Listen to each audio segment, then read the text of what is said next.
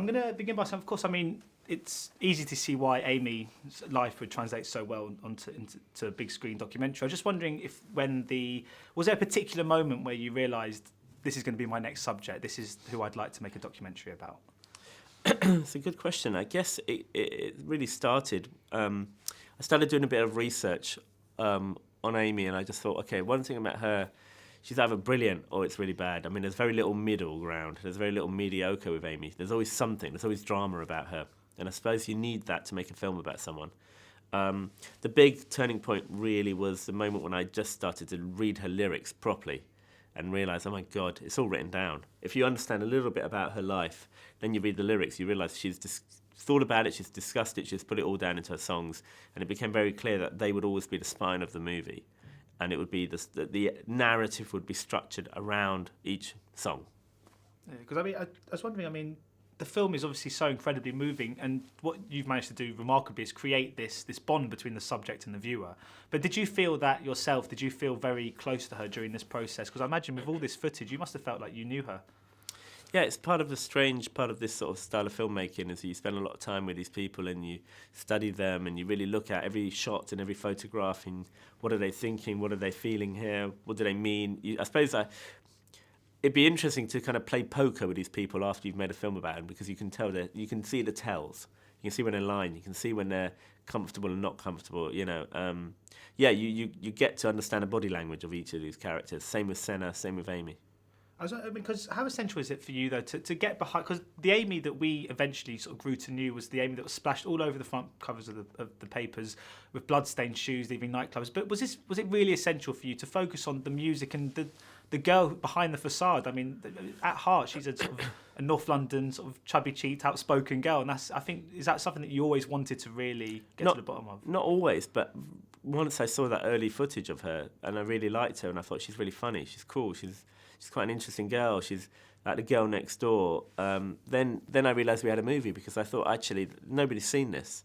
And it's only a few years apart. And it became very important to say, maybe if we understood who she used to be and that she had all of these issues, we'd understand why she became who she did become.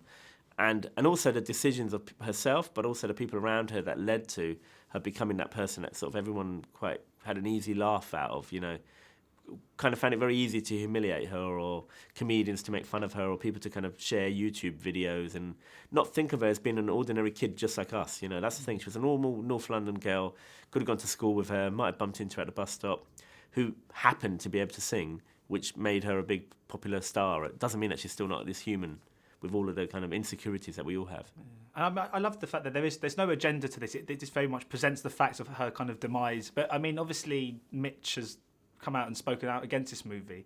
I was just wondering about what you make of his sort of comments, and was it quite disappointing to know that someone so close to Amy was never really on board?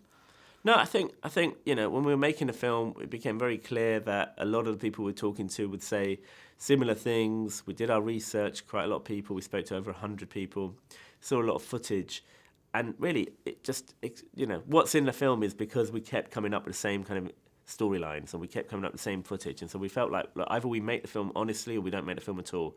And so the film is an honest portrayal of what was going on around Amy. Certain people might not be comfortable with everything that's in the film, but it's all happened, it's all went out. This was on network TV, these shows, and so I think that's just our job, to tell the story as honestly as we could for Amy. And as well, in regards to your next feature, of course, you've got Ali and Nino, which is a narrative piece. I was just wondering how far into the production is that, and if you could tell us a little bit about it. We're in post, we're editing. We're just at the early stages of editing that film right now. It's kind of got a long way to go. We're still in that stage where we're just trying to make it work. And can you see yourself returning to the documentary feature again after this? And if so, can you see yourself again picking kind of one person and sort of chronicling their life? Yeah, I definitely would love to do another doc. I don't know what the subject's going to be, and I don't know the style or anything. Really the style of making a film always comes out of the subject. But what it is, I don't know. But I'll stumble across a project at some point soon, hopefully. I was wondering as well, did you ever get the chance to meet Amy, or had you ever seen her live before? No, I never met her, never saw her. I lived in that part of town for about 10 years. I kept thinking I'd be walking past in the background of a shot or something, or buying a sandwich or something. But no, never found myself in there. No, I'm a bit older, so when I was in Camden going to the clubs and things, it would have been a few years before Amy, really. Yeah, but you must have felt so kind of in tune with that whole kind of culture and know.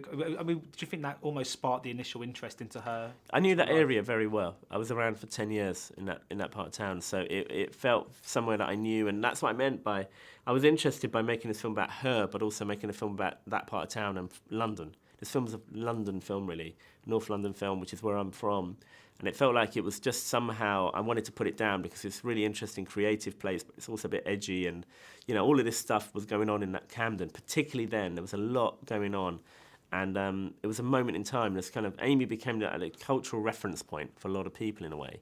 And I realise now it's about London, but it travels everywhere. People in Australia, people in New York, people in LA, all can relate to what was going on around her. Yeah, brilliant. Well, thank you so much for your time today. It's been Cool. much appreciated. Thanks. Thank you. Ladies and gentlemen, you're watching Hey You Guys! Hey You Guys, huh? Hey, you guys. Is that from the Goonies? It is indeed, yes. Nice. Hey,